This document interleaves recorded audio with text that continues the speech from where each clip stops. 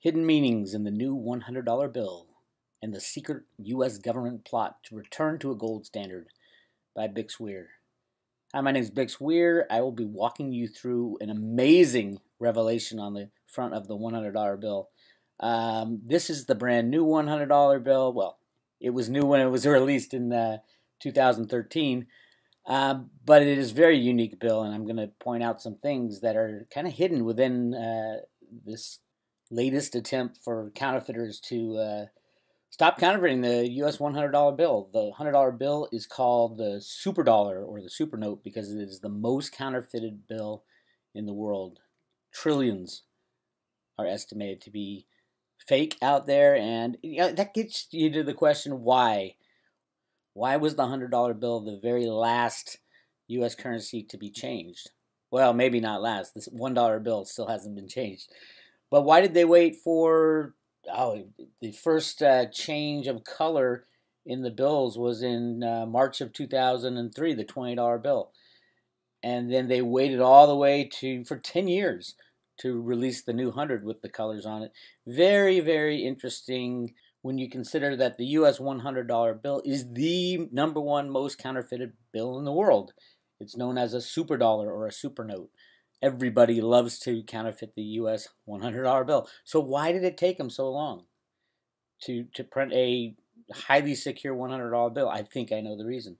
And that reason has to do with the secret plot to return the United States to a gold standard. First of all, here are the new security features. There's a blue stripe, as you can see, right down the center of the bill. First time the U.S. has seen that. There's a holographic Ben Franklin on the front and the back. There's ink used that changes colors if you turn it sideways. And interestingly, the ink turns from green to gold, and that's used in the Liberty Bell and the 100 on the right side of the bill. So it's a very interesting bill, very different than what we've had before.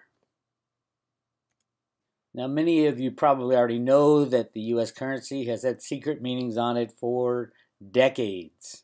I mean, the best example is the $1 bill, with the all-seeing eye and the pyramid. Everybody says, oh, it's Illuminati. It's all about the Illuminati. There's 400 different interpretations. I believe it has to do with the gold they found in the Grand Canyon in the early 1900s. You got to go to the Road-Ruta theory and information on my website that will break that down for you. But clearly on the back of the $1 bill, it's the only bill that has not been changed, but it clearly has some hidden meanings there. And then people like to fold up the bills, and it shows pictures of either past events or future events. Here's the $20 bill. These are the new 20s, the back of the new 20s, clearly showing something looking similar to the 9/11 attacks on the Twin Towers. And then you have the new $100 bill, which many people are kind of doing the same thing, and it comes out looking a little bit like water overflowing a dam, which we may be coming right into in the next few weeks with the Oroville Dam up in California. So there is a history of secret meaning on the back of these bills. One day they will change the $1 bill, but right now it's still there, the all-seeing eye and the pyramid. So let's talk about the brand new $100 bill and what I think it is trying to tell us. If you look at the left side of the bill, it's the same old drab green. It's literally almost identical to all the other $100 bills in the past. Green. If you didn't see the right side of this bill, you would think, oh, there's not much change. But the right side clearly is different, and that's the new part. That's the exciting part I want to talk about. But first, let's look at the left side. Now, remember, these were decisions made by people within the U.S. Treasury and the U.S. Fed. They decide they spend a lot of time working on these bills, and there's a reason for every single thing on these bills. So let's look at the left side. It's the same old greenback, almost exactly the same. It says Federal Reserve Note. There's very little different on the left side of this bill. It's the same Fed logo there. And interestingly, the Treasury Secretary, in this case it's Tim Geithner because it's a 2009 bill, has moved from the right side of this bill to the left side, which is the Federal Reserve Note site. Same old, if you ask me. And then there's the blue line symbolism. I don't know if you guys are familiar with the red, white, and blue on the flag, what they are symbolic of, but let me read to you. Red symbolizes hardness and valor, white symbolizes purity and innocence, and blue represents vigilance, perseverance, and justice. So I think the design of this new bill with a blue stripe right down the middle is trying to tell us something as far as whether or not we will get back to perseverance and justice and vigilance within the United States. I do believe there's a group of people, good guys as I call them, trying to take out these bad guys. And I'll show you within this bill a lot of signs pointing in that direction. And then there's Ben Franklin. Now, Ben Franklin is on the left side of this bill because Ben Franklin was a big advocate of paper money.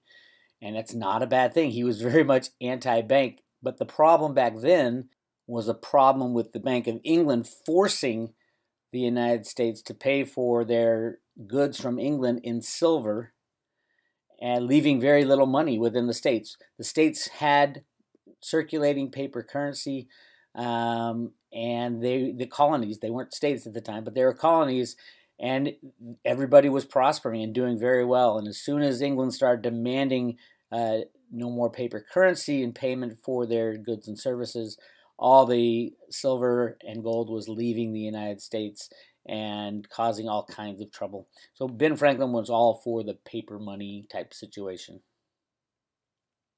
And now we have the right side of the bill. So the left side is pretty much exactly the same.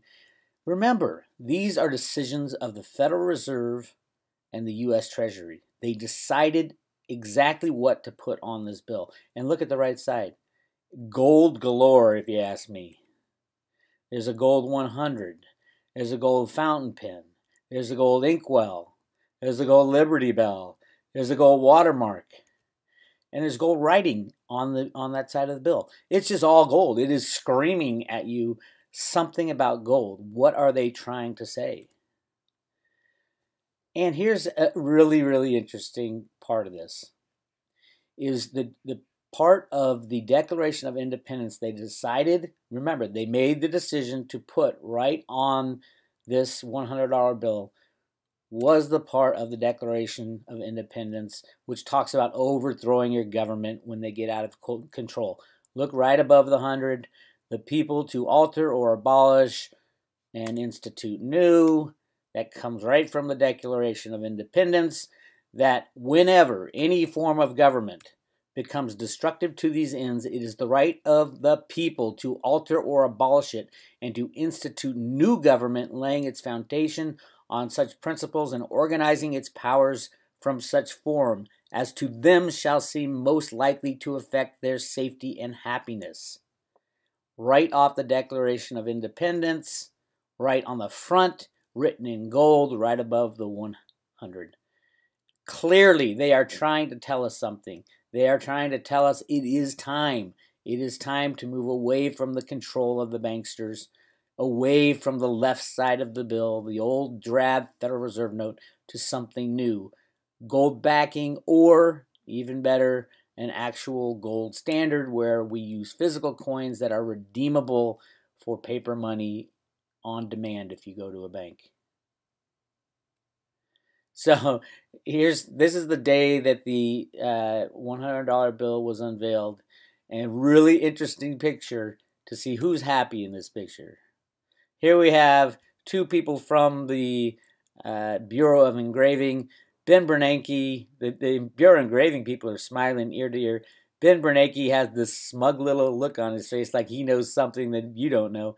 And then look at our little friend Tim Geithner. Does he look angry, mad, and scared? He does to me. Crazy stuff going on behind the scenes at the Fed and the U.S. Treasury as it relates to returning to a gold standard within the United States of America. So Ruda's conclusion after analyzing this bill: the good guys have regained control of the United States of America and have plans to reintroduce gold back into our monetary system. And I wrote that in April 21st, 2010. The process is still going on. Many, many things have happened. Go to roadtoruda.com. Check out all the information I've uncovered. It will blow your mind. And if you sign up for free email updates, you're going to get sent a free PDF book link. This is to my first book, Silver, Gold, Bitcoin, and God. It talks about all kinds of conspiracies, and it's a lot of fun to read. Again, my name is Bix Weir, the Road to Ruda YouTube channel. Like, subscribe, send it to all your friends.